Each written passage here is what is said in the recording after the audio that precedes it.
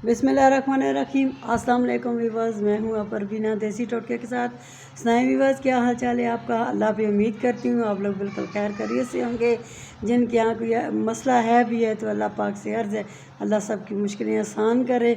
Viewers, आज जो मेरी टिप है बहुत सारी फरमाइशी टिप है, बहुत सारी माओं ने बताया है, बोला है कि प्लीज़ ये वाली वीडियो आप हमें अपलोड करके दें कि आप बच्चों को क्या सा खिलाएं कि वो खाना खाना शुरू हो जाए। तो मेरी बहनों, आज की ये टिप्स स्पेशल उन छोटे छोटे बच्चों के लिए, ये बच्चों के लिए और वो बड़ों के लिए भी है जो बुखार के बाद खाना पीना बंद कर देते हैं। वैसे भी कुछ लोग ऐसे हैं जिनको भूख नहीं लगती, मैदे की प्रॉब्लम होती है तो भूख नहीं लगती, खाना खाना बंद कर देते हैं, उन सब के लिए। तो ये आज है जी, बिल्कुल 3 चीज़ें हैं, सिंपल सी है।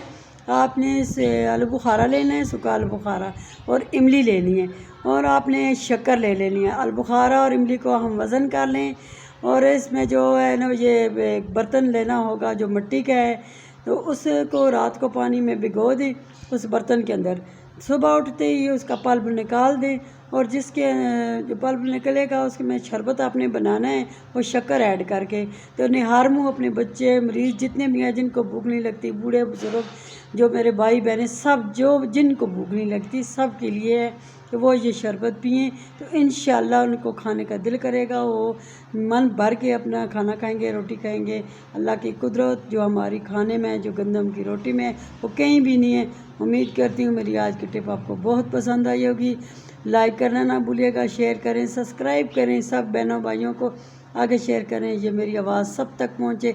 इस महंगाई के दौर में देसी काम जो है वो रास आता है, क्योंकि डॉक्टर के पास जाएं तो एक के साथ दूसरी बीमारी खड़ी होती है। तो नेक्स्ट मिलती हूँ, अल्लाह हाफिज़।